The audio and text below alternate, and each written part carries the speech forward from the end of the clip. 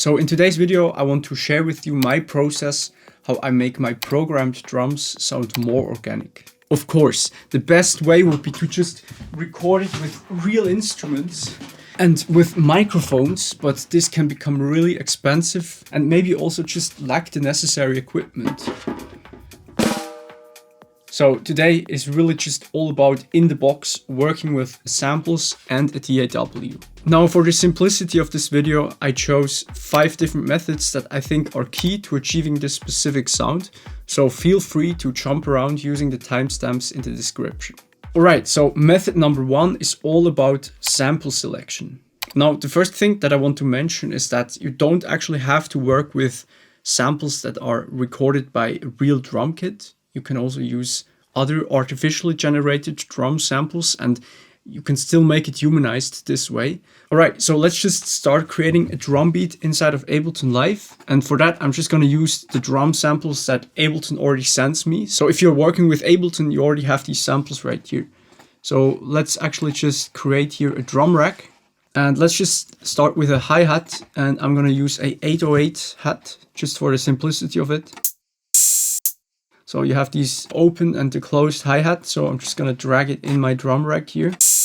And let's just program a very simple hi-hat.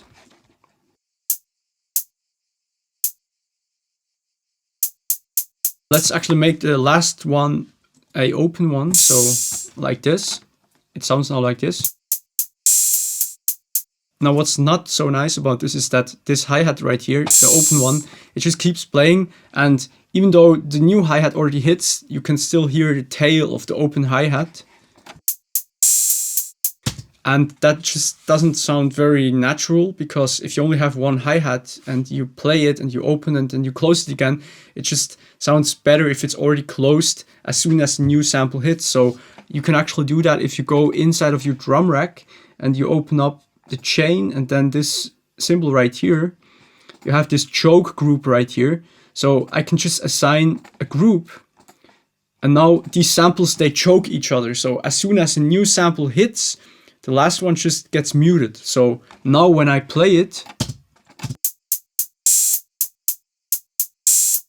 the open hat just like gets cut off as soon as the closed hi-hat hits, because they're both assigned to the same group.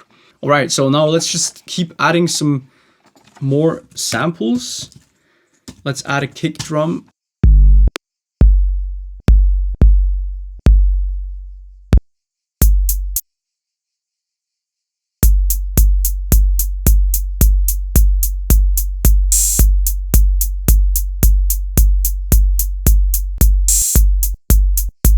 Just make it a bit shorter.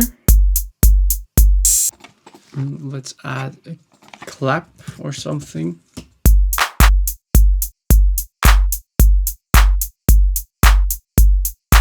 So this would be like the best example of a not humanized drum, basically, because it really sounds like coming out of a drum machine, right?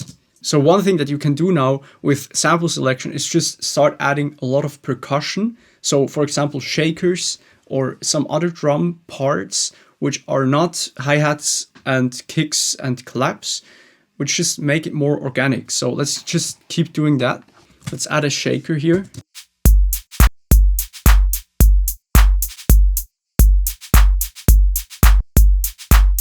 And also maybe a clave or something. So here under wood, you actually have a lot of nice organic sounding samples. Now the goal is here now really we choose a lot of different samples and we layer them on top of each other, and it just starts to come alive a little bit more when we do that. So we just add some more. Now when we listen to the shaker, for example, we can still hear that it's definitely programmed because every hit is exactly the same. And we can actually change this a little bit, which brings me to method number 2, which is velocity changes. So basically when you would play a shaker, not every hit would be exactly the same, because a human is not like a machine. It cannot play every hit exactly the same. So we can just go in here and just change the velocity of every shaker sample a little bit. what I want to think about is also how it should sound like. So how would it be pronounced if it's played like this? The first hit is always louder, but you could also play it like, right? So it's really, you have to think about it, what style of playing you want to imitate. I'm just gonna do that with all the samples that I already have.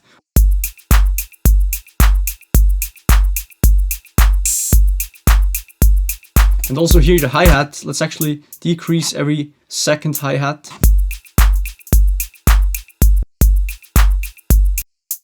And what you can also do now is just add some ghost notes. So a ghost note is like a very small hit that you almost cannot hear, and it's in between the hits, so it's like,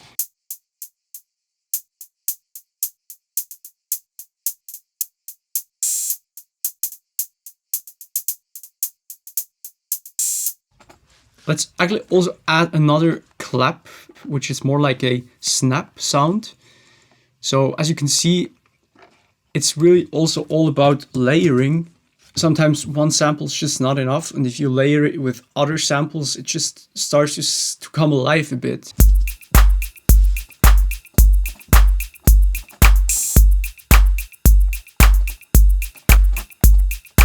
So I just want to add also a conga, because a conga is always something that just makes something very organic. So I'm gonna use one of these congas right here. They already consist of multiple samples, because when you play a conga, if you hit on the edge or in the middle, it sounds different, right? And these drum racks, they already have all of these samples in it. So you can also choose already and just create a beat with these different samples. So let's just do that.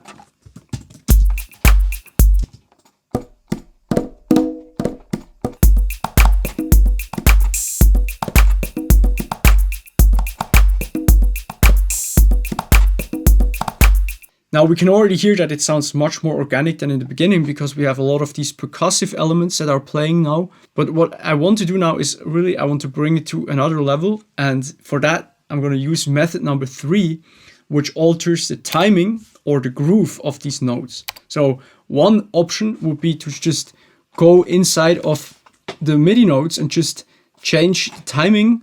Another way how you can add groove to this whole track right now is to use the groove pool, which is right here in Ableton, and I actually really like to work with this tool. Let's actually just listen to this shaker right here. It's just very straight and it doesn't have any groove in it. So if I go inside of my MIDI clip right here, I can go here to groove, and here I can then just click on this symbol right here, and here you have a lot of different grooves that are already inside of Ableton Live. And I really like to use these swing grooves right here. This one is very slight groove, and if you go up, you have like very strong swing.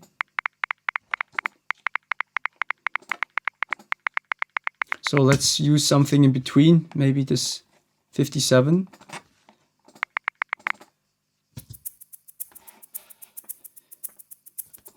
Now you can already hear that it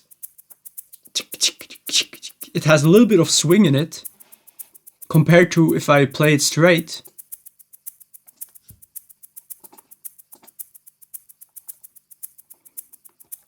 Now, of course, this has also an influence on the whole groove of your song. So it will also alter the style of it a little bit. So adding groove is not always necessary. It really depends if you want to have this kind of vibe on your song. I just really love to use this groove pool right here. It gives you a lot of options to use the same groove on your whole track. So because now I can just mark all my different MIDI clips. Now, when I play it, we just have it like grooving much more, right? Here you can also use the global amount. So when I set this to 0, this was without the groove. Let's set it back to 100. It just like starts bouncing a little bit more.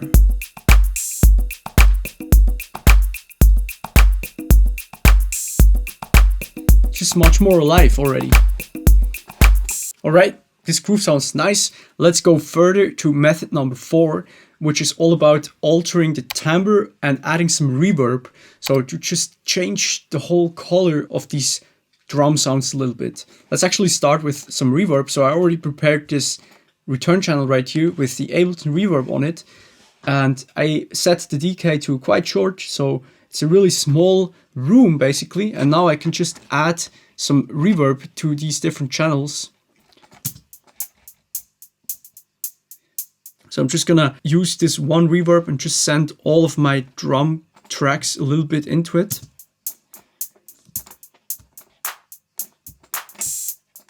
So here's without the reverb. Now with the reverb. It's only a very small difference. You can also increase the decay a little bit.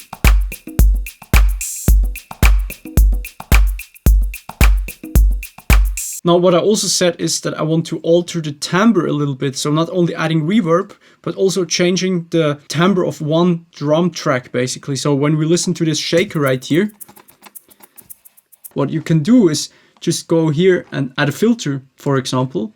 So here in the EQ section, let's choose the auto filter. And now you can actually just manually like draw in a automation of the frequency. So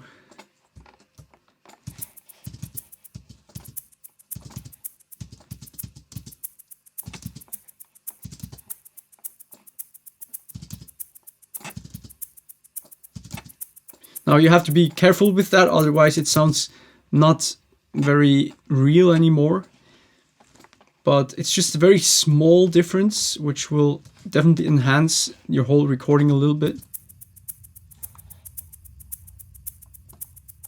And the same you can actually also do with the decay of the sample. So right now, every sample just also has the same length. You can also do an automation on one of these knobs right here. So if you put down the sustain all the way to 0, you can really hear the decay now. So here you could just like draw in a random automation.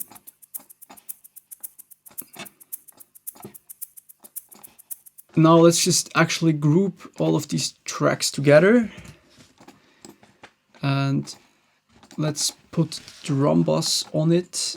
So this is just a effect inside of Ableton, which I really like. Where is it? Here.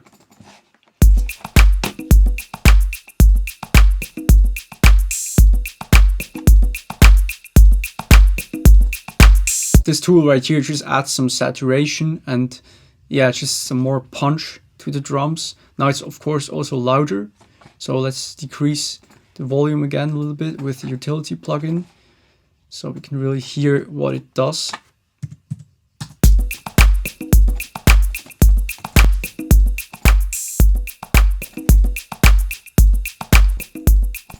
Now another cool thing that I always like to do is I like to take a clap, and what I want to do now is I want to reverse this clap. So if you have it marked, you just press R and set it to this position right here, and then put it to every second clap, for example.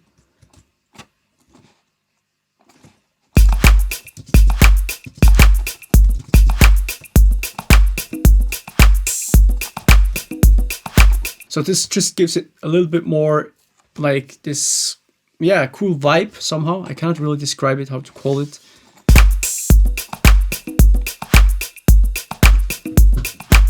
Now the last method that I want to share with you is a little bit different than what I did until now, and I actually do this on all of my tracks, and that is to record some of my own percussion samples every time that I produce a new track. Now, you don't actually need any fancy equipment for that. You don't need any fancy microphones.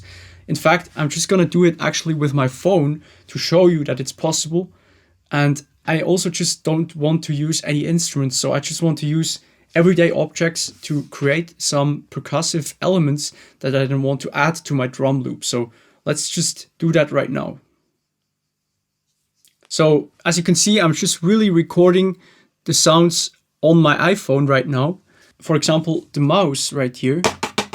Let's just play the loop in the background so I can hear it on my headphones.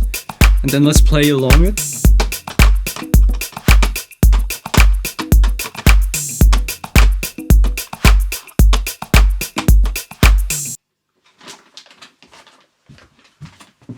So I just found this right here. So these are my keys.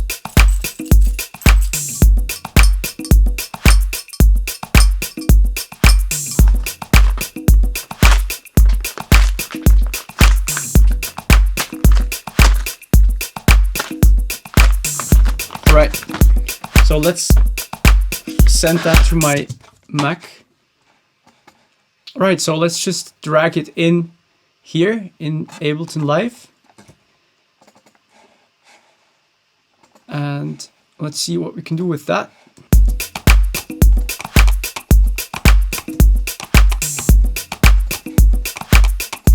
So here inside of the recording, you can just also warp it so that you can quantize the whole recording a little bit.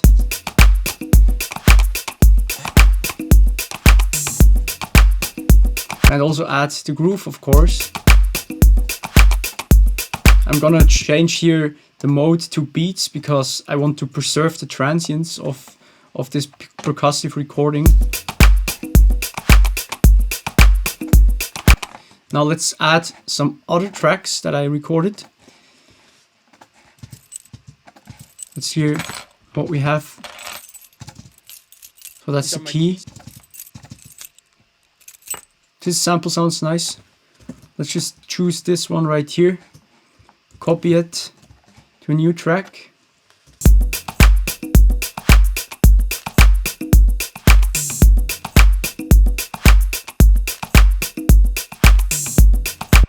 Just for the fun of it, let's add a bass line because we can.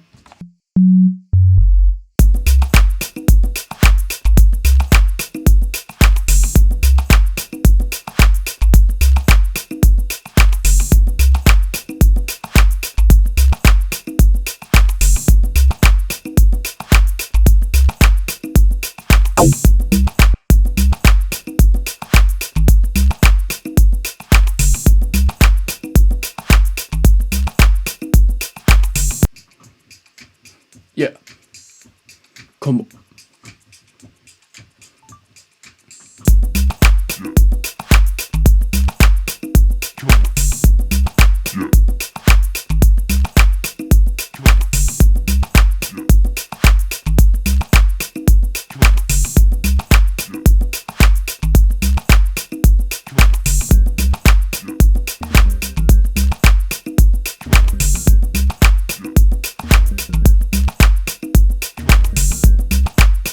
Alright, that was a lot of fun to make. I hope that you could take away something from this video. I will also drop a link in the description where you can download this session if you want to dive in and just check it out by yourself, if you want to look at it one more time. And other than that, I just thank you so much for being here. Thanks for subscribing. I see you on the next one. Peace.